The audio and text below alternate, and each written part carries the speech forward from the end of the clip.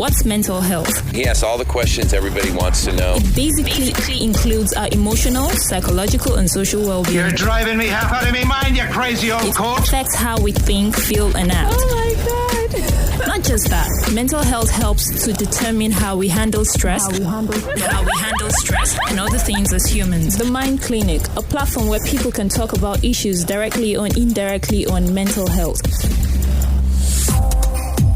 Some people say they don't even know they have mental challenge, or they just feel they are fine, but they call it mood swing, mood this, mood that. And a lot of people do mood things. Is there anything like mood swing, or you just need to go and need to speak to someone? There is mood swings. People have mood swings. Some attached to different reasons. I mean, even under your mental health classifications, people have their mood changes. So mood swings basically just mood changes that maybe can swing from extreme poles or just in between poles. So yes, people do have mood swings. Yeah. And this can go from the other mood. And you may not even be aware of it till someone points it out, but it happens. True. Very, very true. It happens. Yeah. Very true. It's all good. And today we're looking at investing in your mental health. Yes. Yeah. Mm-hmm. So this conversation has been going on for the whole month of October. Because, the Mental Health Awareness Month is the month of October. So we've been talking about investing in mental health, which is a theme for the year given to us by WHO. So, we started off with talking about investing in your mental health as an individual, investing in your mental health as a family, community, and then as an organization and institution, looking at it from different levels. So that's why we're trying to bring it all together with our capable representatives from Mani Abuja. That's why, we'll continue this conversation, just tie it all together. It's how we invest in our mental health. All right, Abuja, you get to be part of the show when we allow the phone lines to come up. Yeah? Good. So that's a good plan. Yeah, somewhere around 8:20, we'll open up the phone lines. You get to be part of the show. You call in live, and let's see how we can help you invest in your mental health. Let me bring Queen into this conversation this morning. What are your thoughts on the topic of conversation this morning? Okay, basically, I would say first of all that mental health is as good as having your physical health in place. Okay. So when you're saying something about investing in your mental health, it just has to do with the things that things that an individual is doing, things that organizations are doing, the government are doing, institutions are doing to promote mental wellness. Because if you're not mentally sound, it's definitely going to affect your physical productivity. It's going to affect and I know it's difficult in the sense that when you're mentally down, people don't notice it. You just really have to explain it. Just let's say during Corona period, during the pandemic and the whole lockdown, and people were not going out and all of that, and then you could actually someone that is sick can actually come out and say, oh, my leg is broken, and you can see the physical pain, but I can't say I'm depressed and I'm going to the hospital. How are you even going to explain that? So it's something that it's so delicate and very, very fundamental. Okay. Yeah. Wow. Very delicate and fundamental. I mean, what struck me there is speaking about physical being and your physique and your mental health. How does it go along? I mean, one would just think that if you do some exercise, you should be fine. Well, exercise helps, definitely. In fact, what food you eat, because when you're speaking about your mental health, it's interconnected. It's connected with so many other things. So there are so many things that actually aid your mental wellness. Exercising is good. Eating well is good. Doing the things you love is good. Investing in yourself is good. Taking the time to do the things you love, speaking with your loved ones, hanging out, learning new stuff, writing, painting, so many things really. All right. So it's not just limited to just exercising. All right, not limited to exercising. Abuja will quickly take a break, and when we come back, the conversation will continue. We got Chinyere Go by my side. Chinyere Go, good attempt. Yeah, good attempt. I'm good like that. We'll be right back.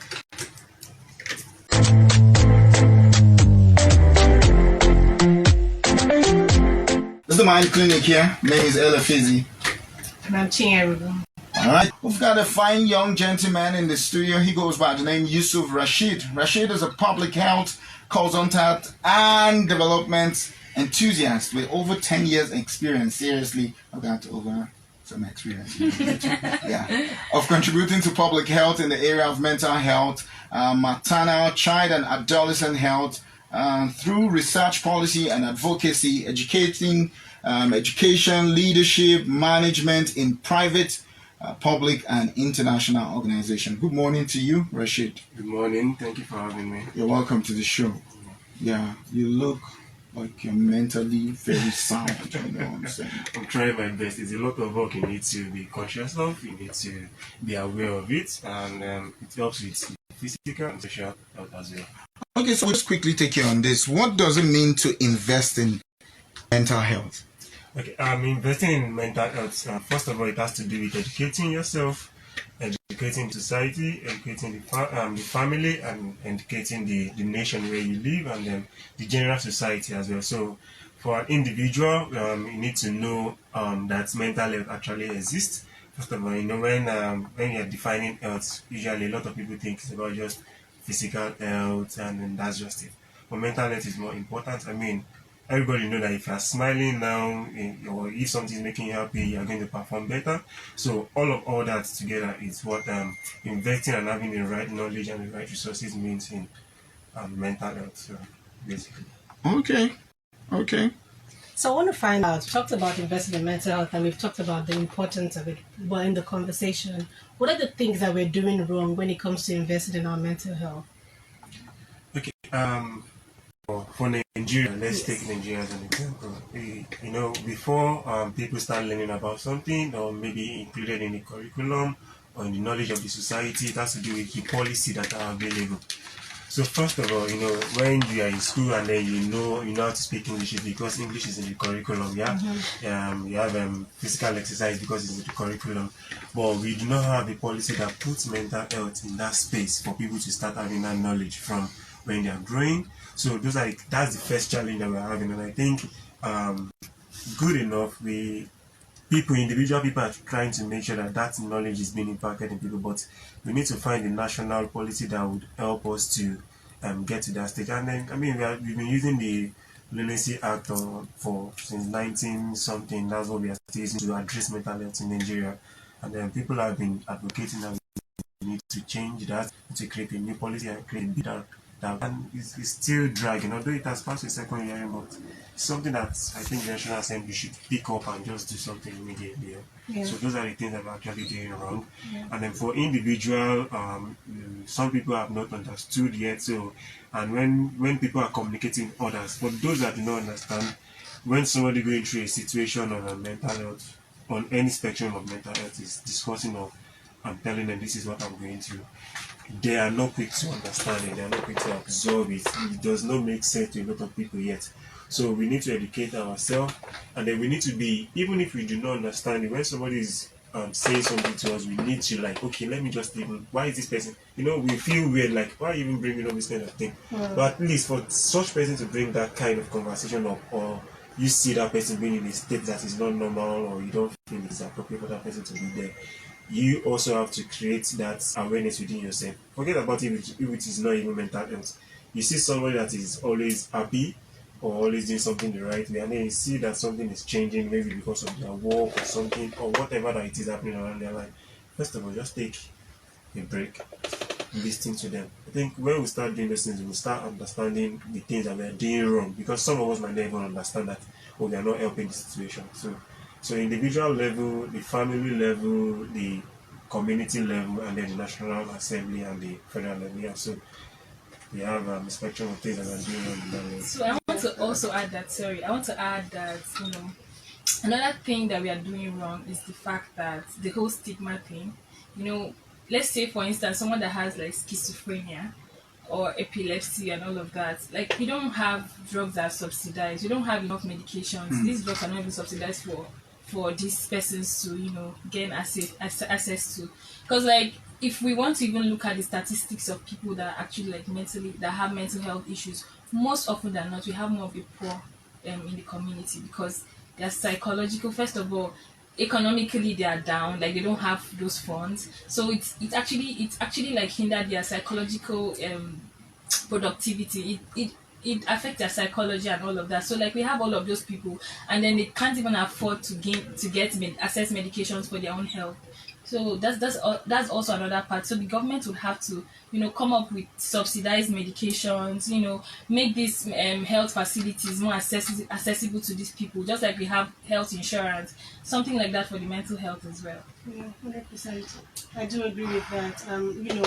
Even in speaking about medication, a lot of the medications that have little to no side effects are quite expensive. Yeah. And people can't even afford it. So I do agree that there is a role that the government has to play in subsidizing, medication. Also, like Rashid mentioned, in policies, looking at policies that supports people with mental health challenges. Education is one thing actually that we're not doing right. We have to start from young to speak age-appropriate terms to young people about emotional well-being, physical well-being, social well-being, so that they grow to be to understand that highly productive adults. And the truth is, if we can have physical education, why can't we have mental education? I mean, from school level, I remember a lot of Unity schools have what they call guidance and counseling. But they are not taught in classes. And sometimes you book appointment to see those people. For how many students? I mean, probably maybe just 2 counselors. To how many students when it comes to Unity schools, not to, let alone government schools or state government school. And it's quite unfortunate that such an amazing act will just be trying to cross second reading. I mean, if you don't have a healthy citizens, then who are you leading? Exactly. It's all good. And that takes me to Queen this morning. So, I mean, if we're doing these things wrong, I mean, there's some things that we are also doing right. So what are we doing right?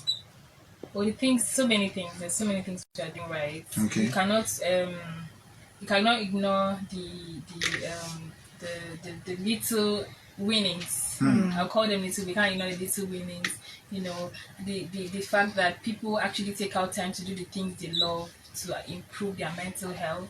You can't even ignore the fact that people are exercising, they're eating well, people are, talking to therapists, they're journaling. Because, like, one thing I would say, let me even use myself as a case study. During the lockdown, I had so many, like, mixed emotions. There were times that I was having panic attacks, anxiety. There was even this time where, it was so bad that I and my friend decided to start drawing. We got love shapes like 300. It seemed like I was less busy. I didn't have anything doing in my life, but that was really helpful. And even I used that period to revive my writing abilities. Like, so every time I was feeling down, I was feeling all of those feelings. I was just pouring them down into my pen, my books. I was just writing, and it really helps. That whenever I start feeling down, I'll just go back and read. Sometimes I just go back and read some of those my poems, and I realized that this feeling was there sometime. And so now that reading it means okay, you can actually still overcome these things. It always happens. So the consciousness of knowing, being aware that there are times where you're going to feel down and feel that whole mixed feeling. It's something. So that consciousness, journaling, speaking to someone. Yeah, I even always also want to mention the fact that during the lockdown, we really didn't have access to our friends like that. But you could do stuff, people did stuff video conferencing, calling. You can actually do your online dates. There was a time I and my friend just decided to buy one, and then we drank, we just did a video call, and then this is online dates, that kind of thing. So there are so many things you can really do, and people have been doing to improve their mental health. Also see a therapist. I don't know why people really feel that having a therapist has to do with you. Maybe you really just have to have something wrong with you. You don't. I feel like when it comes to mental health, I don't feel we should wait until you're down before you seek for help. You constantly do things that would, and that will constantly keep us fit. It's the same thing you take supplements. You're not sick when you take supplements. So it's the same thing you're doing with mental health. Talk to someone often. Try to share things with people. That really helps to, you get to see the other side, and you see that the world is not that clogged, the way your head makes you feel. Yeah, so all of that. Definitely. I wonder if Rashid has anything to add to that. Some of the things that we're doing right. Yeah. We have been really doing quite a lot. I mean, it's not too much, but we are still trying. And I mean, from within the past 3 to 4 years, I think mental health education or advocacy has increased. Like this the space has been so big before then. So I think for organizations like Money and some other organizations, I mean before when people are talking about mental health, boy you just hear people say that, oh, they have bar or something. But now when you talk about mental health, oh, what's wrong with you? Yeah. This, and then on social media we see when somebody is complaining about how they feel. See everybody trying to provide, people start calling themselves now. We are doing all those things, right? And then I think the generation of the parents that we have now, some of them have the knowledge and they can understand. So now it's not unlike before when a child does something wrong, the parents is just all scolding and everything. Now people can relate and say, okay, what's wrong? So what's going through your mind? So, and then in schools now, there have been organizations going to train teachers, talking to teachers, so that when these children are coming to meet them for summer, it's not about, like he said, guidance and counseling. Most times it's always about career counseling. I mean, before, what I knew when I was in primary or secondary school about career counseling is maybe when I want to choose a career. So it has nothing to do with your mental health.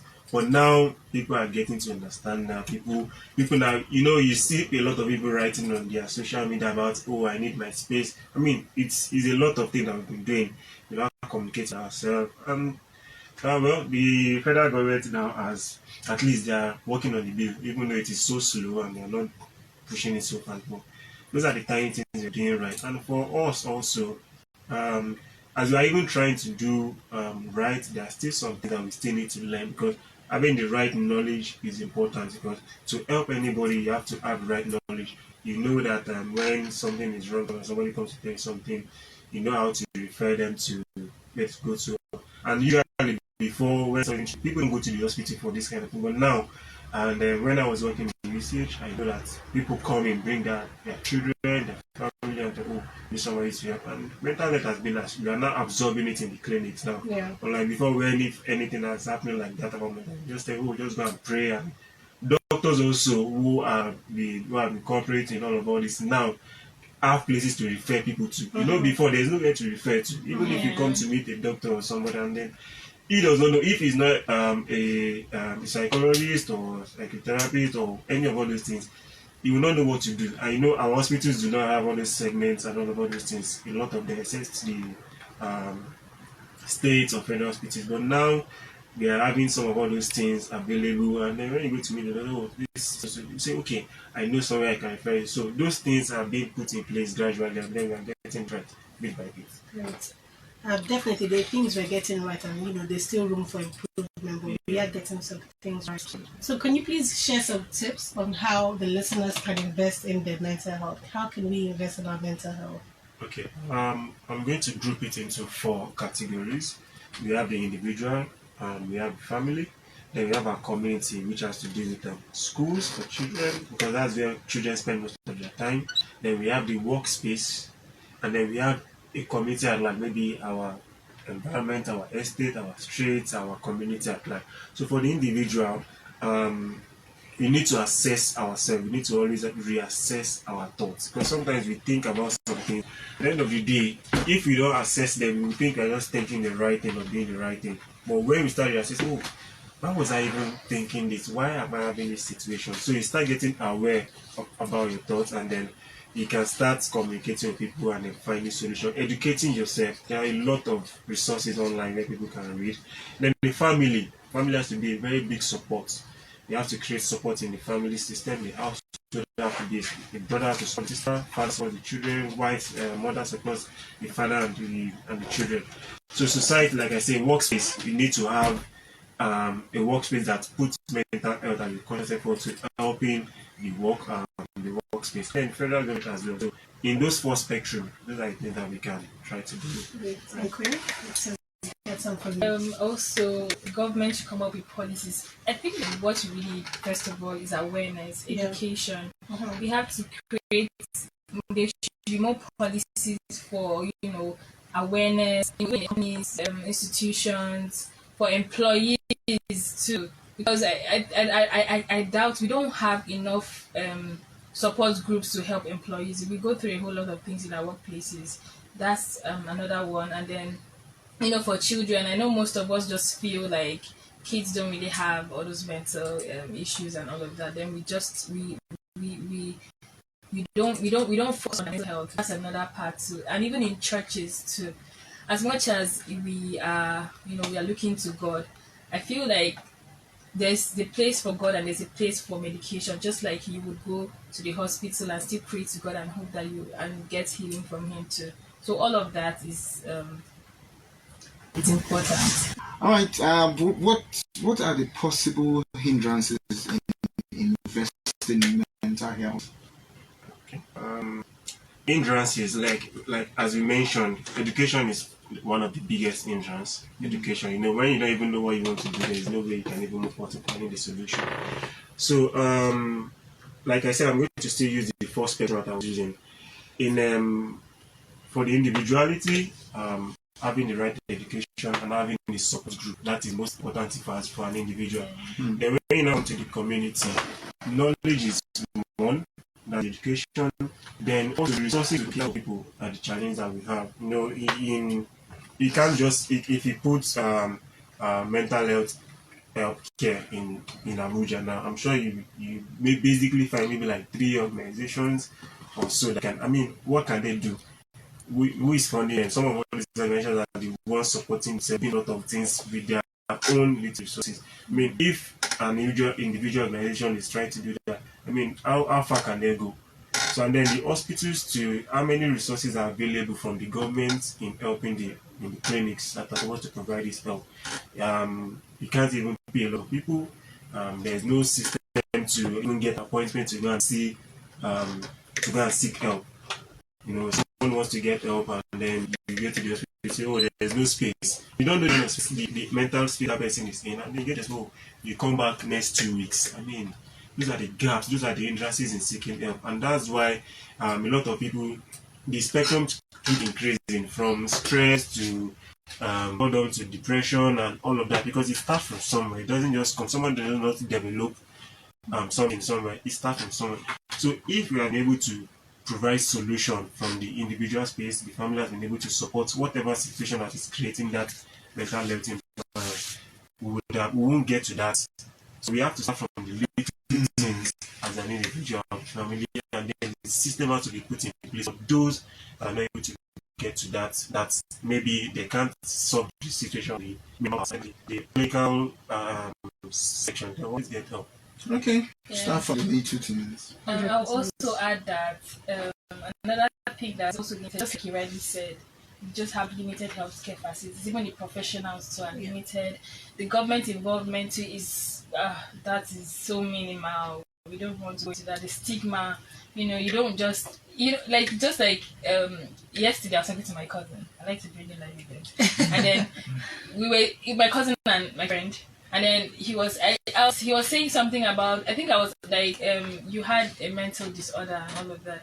It sounded so off, like, I'm not mad, queen, because the time was really. So I'm like, it doesn't mean like you're mad. This is just how you felt at this time, and this distorted your mental health and it affected how your productivity was and all of that. So the stigma we have, the stigma around us in the society, in the family, you just don't want to admit it, even when something is wrong. Like on a normal day, you admit to your physical health when something is wrong with you, but mentally, those words, we don't want to hear them. You hear things like, I'm not mad now. Yeah, actually, so you just hear things like, it's not that serious now, I was just feeling like this, so don't make me feel like, so the stigma, the limited role of government, even like in our institutions, in our workplaces. So at the end of the day, education and awareness is really what has been hampering, mental health and well-being and education. All right. So I think one of the things I do is I take breaks when they are necessary, and I have people I call my fallback buddies, people that know me outside the job. Not people who think my entirety of my personality is like this. Some people don't know that this guy just wants to be quiet. And after talking for 6 hours, I don't want to say anything. I want to keep quiet. Don't engage me. You know, so those kind of, I have this type of people where I run back to just chill. Yeah, so that's basically how people should invest in their own personal health. You know, like I said, having the right knowledge first, knowing yourself. That's why I said you have to reassess ourselves. Just like he said, he knows he has already done a lot for the day, and he needs a break. He needs a break. So that's the same thing. We don't need to push ourselves to handle things that we cannot handle. Man, life does not end with just your work. Going to work and then that's just about it. Some people talk about only their work. Everything about their life is about their work. Okay. Trust me, your life is not just about your work. Your work is just a fraction, and it's basically because maybe of your professional life or to earn income. These are the only two things that you want for you. Yeah. It's all good. There are other things that so. Yeah, I know that she is investing well now. Because the way she came to money. How do you know investing in mental health? I mean, that's the way you came. Okay, final words from no less than the lady. You can be calming down. Of course. And final words on the beauty. Okay, first of all, I would say this that people should invest in themselves, make yourself a priority. Like, you know, try to eat outside, take yourself seriously. The same way you're working so hard to make money, work so hard as well to, you know, keep your mental health in place, in check. Because it's the only way you can make a better, like it's the only way you can actually produce well. It's the only way you can actually be more useful to yourself. And also, we should take out time to relate with friends. Okay. I know social media has taken away the physical contact we usually used to have. Yeah. So you should do that as well. Try to go out, hang out, see people physically. You know, don't just limit it to checking up online and Instagram and WhatsApp and all of that. All right. Yeah, all of that. Okay. I'll just say we need to know what we actually just want in life. When you have a goal to know what you want to do, it helps you to just narrow. See, at some point, you know that everything does not matter. Not everything matters. Just pick what is important to you, what you find, even if it's not going to give you the biggest of all results. There is a lot of joy, rest of mind, peace that comes with handling things one at a time. Okay. Especially when you're doing the right. So just keep your mind, do the right thing, help yourself, know that you actually being aware of knowing that you're helping yourself is even more important than just doing anything. Know that this is why I'm doing this, and when you're doing that, you're going to really help yourself in calming down, knowing the right things to do, and then growing mentally. All right. Thank you very much. So, My co-pilot. you know, the discussion around mental health is very important. Everybody has a mental health. We all have a mental health, but we don't all have mental health problems, you know, and that's why we have this conversation.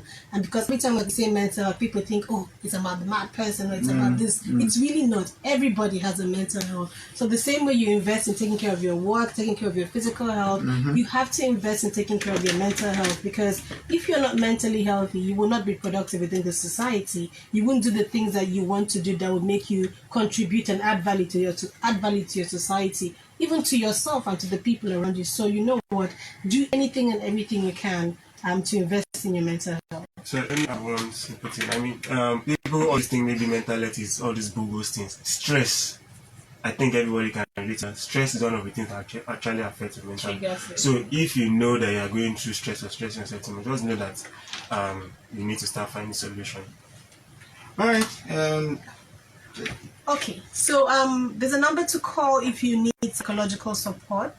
The number is 0706 062 5054. I'm going to read that again. 0706 062 5054. And that number takes you to Neem Foundation, and then you'll be able to speak with a psychologist.